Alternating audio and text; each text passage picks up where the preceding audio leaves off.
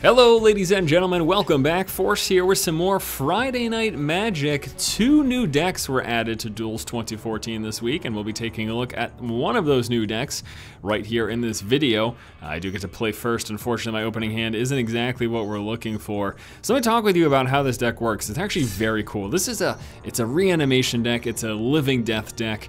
It's pretty baller, to be honest with you. This is just a really fun deck.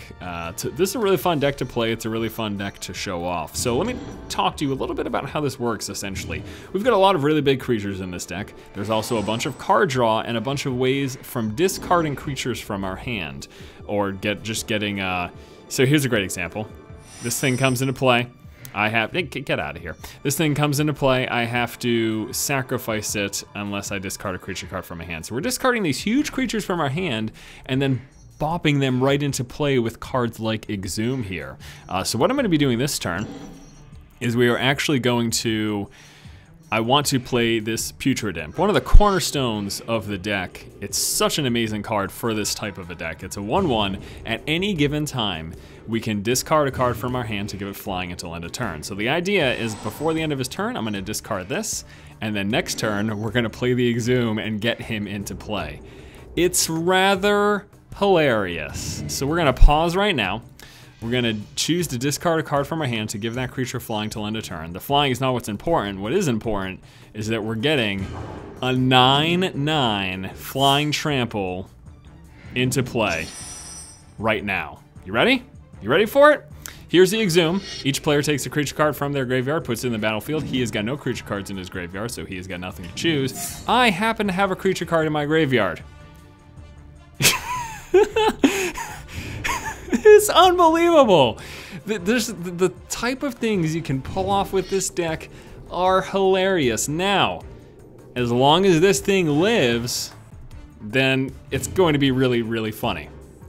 He could have removal. A lot of the black removal is for non-black creatures, but there are things he could have. Let's see if he has it in his hand. Mr. Necromancer Belier, Russian, I'm assuming that's what the RUS stands for. Do you have removal for my Demon of Death's Gate? Because if not, you're gonna be in a lot of pain. So this was a perfect example of an early game sort of wombo combo craziness coming out of nowhere. That is exactly how this deck is supposed to function. Lots of other ways. Again, we've got this 3 lands for 4/4. We discard a creature card from our hand to get it in play. He's gonna play a 3/2, comes into play tapped. I lose life, I lose 2 life. Oh no, not exactly a concern at this point in the game. Because right now, we are going to hit him very, very hard. So let's go ahead and pass to attack phase and swing for 10. Yes, that just happened. Yes, indeed. Now I am actually going to AK Accumulated Knowledge before, even though it's an instant, doing it in my turn because I want to play land for the turn. I have not done that yet. So let's hope we draw into a land. We did, fantastic, that worked out very well for us. There we go. Let's go ahead and pass the turn on over. So we've got the 2 hidden horrors in our hand. So if we draw any more creatures, we can use that to discard them. And then we get things like Victimize. Choose 2 creatures from your graveyard, sacrifice a creature in play, and then if we do, we get to return those 2 cards onto the battlefield tapped. We also have Living Death. Hilarious. Each player exiles all creature cards from his or her graveyard, then sacrifices all creature cards he or she controls. Then puts all cards he or she exiled this way into the battlefield. So what it does is it clears the board. Oh, what's he choosing? Fleshbag Marauder, I have to sacrifice a creature. Okay, do I want to discard anything before I do that? No, not really. So we're just gonna sacrifice this 1/1, that's fine. And he's gonna play a Gravecrawler, that's fine. He is dead next turn. He is dead next turn. How ridiculous is that? It is very ridiculous. Needless to say, it is very ridiculous. And the game's also glitching out a little bit, there we go. So what Living Death does, if you never played with it, I think this was a card originally from Tempest, clears the board, then takes everything in the graveyard, plops it into play. Yes, as you can imagine, that's kind of hilarious. And it really is. It really is mighty hilarious. But we've got the win very early, so let's swing for 9, secure the victory, and move on to game number 2. What a great display of this deck, huh? Okay, our next game here against Pence, and I don't expect this game to go nearly as well as last game, not because I have any sort of forward knowledge, but simply because last game went absurdly well. Absurdly well, to say the least. All right, so let me think about how I want to approach this. I'm actually considering, here's what I'm gonna do. We're gonna keep this hand. Yes, I like this hand. And we are going to not play anything on our first turn. Let me explain to you my thought process, okay? No, wait, I can't do that because I've got 7. I'm sorry, I was thinking I was drawing first. Clearly that did not end up, that's not what happened. So we need to play something. I was about to make a huge mistake. So if you draw first, which puts you into 8 cards, if you don't play anything, you can discard a big creature. And then the turn after, this deck isn't running reanimates, but 2 turns after I could have exhumed. But I only had 7 cards since I played first. So there you go. Get a little caught up here in the excitement because it's not like, this is a strong deck. It's not, I'm not gonna say it's like the best deck in Duels 2014, but this is a very strong deck. There's no question about it. Yeah, ooh, you know what? Maybe I should have held on to that card. I'm thinking I shouldn't have played that second land, so I could have done that discard thing in a forward turn for the Exhume. Because right now I've got no way, I've got some great creatures in my hand, but I've got no way of getting them into the graveyard. So we've got the Dimir Doppelganger. I need creatures in the graveyard to even want to play this thing. We've got the Gas Lord of the Fuge, and as well as this guy right here. And we want to get these guys in the graveyard if at all possible. So right now, I am not playing a third land for the hope of, for the plan to discard in a future turn. Although I've got so much other ways of discarding, maybe it's stupid because maybe I should just be getting these lands in play anyways. What did he get in the graveyard? An enchantment, okay. Yeah, you know what, I'm not gonna go for that whole fill up my hand and then utilize the discard phase, because I couldn't even do that this turn. I would have had to do it next turn, and what if I draw into a discard? I've got lots of ways to discard cards from my hand, so I think it's silly for me to not play lands and then be behind in the mana curve, you know what I mean? Although my opponent appears to be quite behind in the mana curve, so this will be an interesting game. Even though I'm getting off to a slow start, I think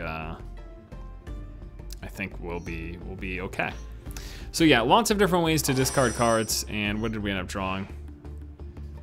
Okay, that's not exactly, again, not exactly what we're looking for. But since we can almost outright play the Gas Lord, again, might as well just drop this into the graveyard. And he has got, if he had creatures in the graveyard, I would also consider playing the Doppelganger. But again, he does not, so we will not. You know what? I'm actually gonna play it. Here's my thought process. If I draw a discard next turn, I can then use the Doppelganger to copy it right away, and hilariousness ensues. So we are going to drop this in play. And again, our opponent is mana screwed. Welcome to Magic the Gathering, this happens. It's really sad for him, but looks like, no, actually he's not. I was gonna say, it looks like he's running a thick deck, but he's running a normal number of cards in his deck. He just might be, it's mono black, so he just might be low on lands. Like he might be running a 20 or 22 land deck. That could potentially be what he's doing. Either way, I think he's probably in some trouble here. All right, so we've got the 5 now, and we can literally just outright play the Gas Lord. This does not happen very often, but here it is. So Gas Lord, it is a 4/4. Let me skip attack phase before we take a look at it. It's a 4/4. Whenever it deals combat damage to a player, they reveal their hand. I choose a card from it. That player exiles that card. And I'm going to be doing that in the upcoming turns. I'm going to be swinging at him, forcing him to discard cards. And did he really not? Okay, I was gonna say, did he really not draw another land? The other great thing about this card, not only does it have that damage dealing ability, but it can't be blocked. So my opponent has to take that damage unless they get rid of this creature. All right, played this enchantment. Creature spells you cast cost 2 less to cast. Interesting. Okay, here we go. We've got our crazy discard mechanic now with our Putrid Imp, allowing us to discard a card to give it flying till end turn, but dumping those creatures into our graveyard and then playing them. So that's what we're gonna do right now, actually. We're gonna go, I'm not sure if it'll have Summoning Sickness with the Doppelganger. I actually don't remember how that trigger effect works. But what I'm gonna, here's what we're gonna do. We're gonna activate this pre-combat just in case it does work out for me. I'm gonna confirm that. And we're also going to activate it a second time pre-combat. We're going to go with that one. Do I have the mana for all of that? No, I don't. I should have waited for that. Oh well, c'est la vie. And then what we will do is we're gonna activate this, choose our graveyard, we pick a creature, we're gonna take the Tidal Kraken, and we're gonna find out right now if it has Summoning Sickness. I'm assuming it doesn't because the Doppelganger does not have Summoning Sickness once this whole thing happens. It worked out that way, so it was actually a benefit for me to try that before combat. I'm glad it worked out in my favor.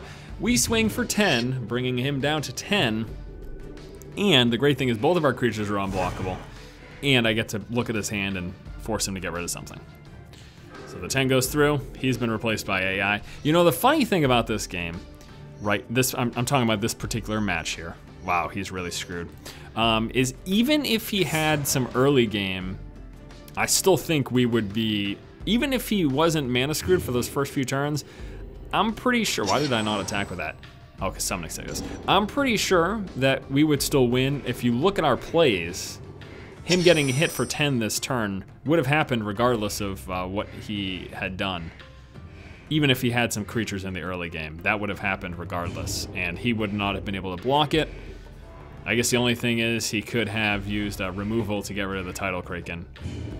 That's something that could have happened, but I still think even if he didn't get mana screwed those first few turns, we would have quite easily had the victory. Destroy target non-micro. So this is the sort of removal we're talking about. So in response to him destroying that, I'm going to actually drop an Accumulated Knowledge. I just want to see what we draw into. We got a Living Death. All right, so that just happens. Whatever. We still win. It doesn't even matter. He must have drawn into that because I don't remember seeing that before. And we're gonna get rid of his Damnation here. There we go. And now what we can do is we can exhume. He doesn't have any creatures in his graveyard, right? Yeah. So I'm gonna exhume right now, pulling a creature from our graveyard into play. He gets to do the same if he has a creature. He does not. We're gonna take our Extractor Demon, drop him into play. And I know I didn't attack with a Putrid Imp. I should have, assuming the potential of him having removal. I just figured, I just looked at his hand, he didn't have anything. Of course, turns out he just ends up drawing into something, but that's just sometimes the way the cookie crumbles, if you know what I'm saying. And we're gonna go ahead and finish this off so we can move on to another game.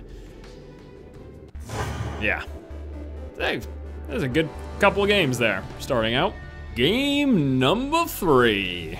I guess I'm not surprised. Looking at this deck list to start out, it definitely seemed very strong. But it's been doing very, very good. I'm not so sure about this opening hand. Of course, I have the Putrid Imp. I've got no way of fetching the creatures, and I've got no big creatures with which to fetch. I've got the Windfall, but I have no blue. I've got the Living Death, but that costs 5. So we're gonna actually draw a new hand, because I'm not too impressed with this particular one. And this one doesn't look much better. But we can discard that off of the Hidden Horror, so we're gonna keep this. And we're gonna start off with the Evolving Wilds, and then we'll pass the turn over. So the game plan here is gonna be Hidden Horror, use him to discard the Sphinx, and then potentially body double or some other way of fetching the Sphinx back. Sphinx 6/6 flying, I can draw cards and pump him up at the same time. This deck is just so hilarious because just having these beastly cards and then dropping them into play far earlier than they'll normally come into play is what makes this deck a riot. Now this deck also has a bunch of responsiveness and control. I think there are Doom Blades as well as Undermines, which if you don't know, it's 2 blue and a black, counterspell, that spell's controller or whatever loses 3 life. The card's amazing. Undermine is an unbelievable card. It's an unbelievable card. I'm just not running it in this current deck list because the deck list I'm running is not focused on control and getting rid of what my opponent has. It's completely 100% focused on getting cards in my graveyard, getting them into play as soon as possible. All right, so we're gonna drop the Hidden Horror in play. Has the benefit of me discarding a creature card. obviously, you know, synergizes well with the deck. We're gonna get rid of the Sphinx here. But beyond that, it's a 4/4 for 3. So that's pretty good. You know what I mean? That's just beyond the fact that this synergizes so well with our deck, it's a 4/4 for 3. So we've got a 4/4 in play that he now has to deal with. He's playing blue-white. Oh, he's playing the new white deck. This is new, brand new deck. He played that just to return it to his hand to gain life off of the Soul Ward, and that's what happened. So the way his deck works, I can go over that. Oh my lord, are you serious? I have the EXHUME. Are you serious? We have the EXHUME. Oh, he's got no creatures in your graveyard. This is the perfect time to play it. Before we do that, though, I'm gonna attack him. See what he does. He's not gonna block. There's no way in a million years he's gonna block, but. All right, so we're gonna EXHUME. I'll explain to you how his deck works.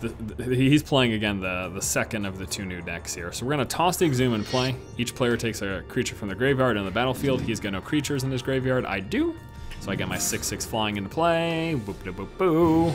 He does gain life off the Soul Warden, but okay, I've got this. Unless he can deal with this, things are gonna get mighty hilarious mighty quick. And my next play is actually, I'm probably gonna be using him to draw cards and pump stuff up here. So he's gonna play that, comes into play, has to bounce a permanent he controls back to his hand. He's gonna be choosing maybe the Soul Warden this time. No, he chooses that same creature. So yeah, he's got a lot of creatures that have an ability when they come into play, and then lots of things to bounce those creatures back, even them in and of themselves. So he uses this to trigger those, you know, if you're familiar with Hearthstone, battle cry effects, the effects that drop when it comes into play. He uses that stuff to trigger those effects, and it can be really, really effective. Unfortunately, though, I think he's pretty screwed in this game. All right, draw 3 cards and discard a card. I might go with the Sift right now. The other thing is I could pump up the Sphinx, but it's only drawn 1 card, and if I have the Sift, why would I not just Sift? So we are just going to Sift, but before we do that, we're gonna attack for 10 here. There's the sheer amount of damage this deck can do so very soon. All right, second main phase, we are going to go ahead and drop the Sift down. Drawing 3, discarding 1. Hopefully one of those 3 is a giant creature. It is not, actually. That really stinks. Well. Oh boy, I'm gonna get rid of the Hidden Horror, to be honest with you. That's the one we're gonna discard. Play another land. We could Living Death if it comes down to it. I don't think it will, and we'd want creatures in our graveyard to do that anyways, which we don't have. He is going to play this, enters the battlefield. He gets to put 3 1/1 soldier tokens on the battlefield. He can tap 3 to give this guy +2/+0 and flying till end of turn. None of that's gonna matter. He's gonna get hit with 6 in the air. He did get a lot of life gain off of that though, because of the Soul Warden. And he's gonna attack me with the Soul Warden. So you can see, even though you might think, oh, you're in a pretty dominant position for us. Well, I'm at 19, he's at 15. He just gained so much life with the Soul Warden in play. Is it, I mean, do we consider playing the Living Death? I don't know. I'm gonna say no, but. Well, body double doesn't really do us much good right now either, unfortunately. So what the play is going to be is we are actually going to go Sift. I want to draw a land card and a creature, and then I can EXHUME that creature.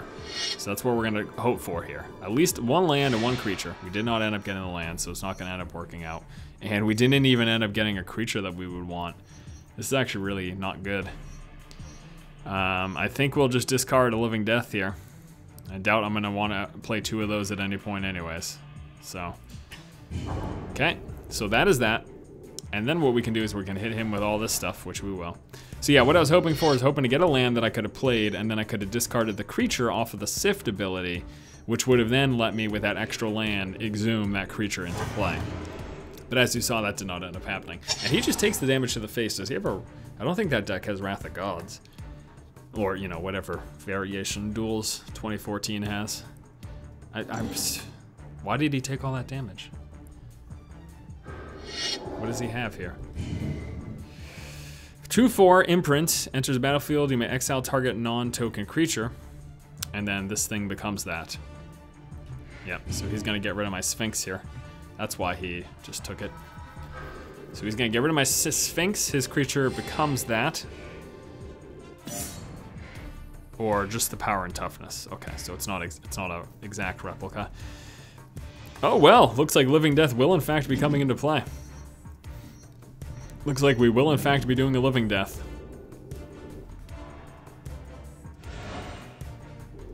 It's gonna be kind of funny. I want to get another, I'd love to get a creature in my graveyard before the Living Death, but I don't think we have that option.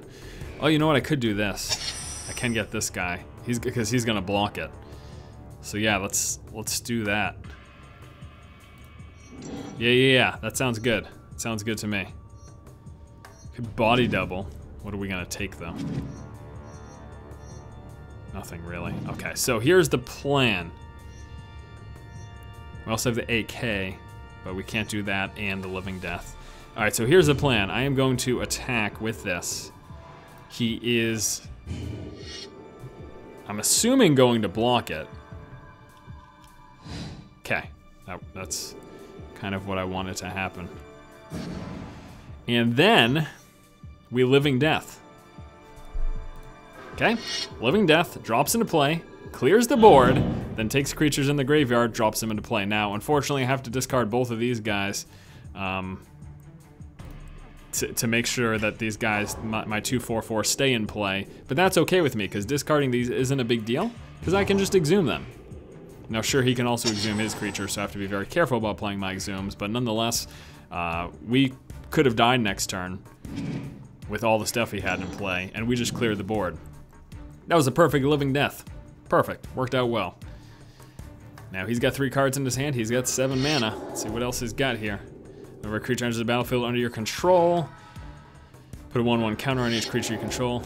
He's gonna play this. He's gonna have to bounce it. He's doing it just for the life gain. It's gonna put him up to, how much life does he gain with this, 2? Oh, I'm sorry, what? Return permanent. Okay, so he just returned a land. It's any permanent. Okay, so he just did that for the blocker. I gotcha. All right, so we're going to accumulate a knowledge. I don't have any removal though, so I'm not even sure what I'm looking for. We're only going to get 1 card anyways. And if we did the body double, if we exhume, he'll probably take the duplicate. But I could take the body double and take his... I think I'm gonna go for the exhumes, actually. I think I'm gonna go for the exhumes. I could body double one of his things. Okay, so first things first, we will attack with both of these. He's gonna take the duplicate and get rid of one of my 4/4s, but that's fine. So this thing blocks, his dies, mine lives, goes through. We're gonna drop an exhume. Okay. I will choose body double. And then we're gonna see what he picks. Be interested to see what he picks. Oh, he is not going to choose. Oh, this is really funny. Now with my body double, he didn't choose the creature I thought he was going to. The one he chose, it makes sense, but this is gonna be really funny. We're gonna choose from his graveyard. We're gonna take the duplicate, and in getting the duplicate, we're going to exile his creature. That did not work out exactly as he, oh my lord, actually. That did not work out exactly as I would have liked. Oh, it all triggered at the same time for him. Holy heck. I did not realize that is how it was going to roll downhill.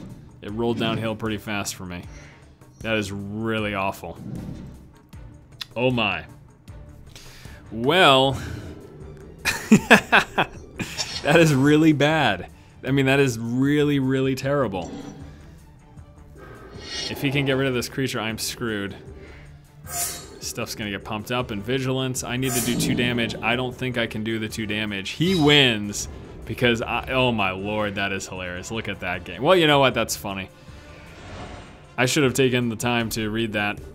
That did not, I had this game. I just threw it away. That exhume completely ruin the game for me. Oh well, it's kind of funny, so there is that. Well, with the exception of my major flub at the end of that final game, it was overall pretty solid. In fact, if I had not done that EXHUME, I'm pretty sure we would have won that game. But actually, I don't know, because the next turn he was about to play the Vigilance and he was going to get a ton of creatures pumped up anyways. Either way, kind of funny. The first two games went really well for us. The last game was pretty well up until that very end. Let's go ahead and take a look at my deck build here for Unfinished Business. Unfinished business. All right, we got two of the Evolving Wilds for land fetch, help filter out our deck a little bit. The Putrid Imps, again, getting creatures in our graveyard, big cornerstone focus of this deck. Accumulate knowledge, 4 of those. They progressively get stronger as you get more and more of them in your graveyard, and you can also dump those with Putrid Imps to make the card draw more effective on future AKs. Take a look here. EXHUMEs to pull stuff from the graveyard can be very, very funny, like you saw in the first game. Dimir Doppelganger, copy creatures from any graveyard, really, really solid. Taking creatures from your opponent's graveyard as well. Hidden Horror, it's a nice 4/4. You get creatures out of your hand into your graveyard, and it's a nice 4/4. You got 4 of those. Consult of Necro Sages, choose one. Target player draws 2 cards, or target player discards 2 cards, whatever one we so desire, depending on the situation. Windfall. Each player discards their hand, and then we get to draw cards equal to the greatest number of cards a player discarded that way. So if my opponent has more cards in their hand than I do, it might be advantageous for me to windfall. Victimize, we get to choose 2 cards from our graveyard, put them into play tap. Again, more graveyard fetch.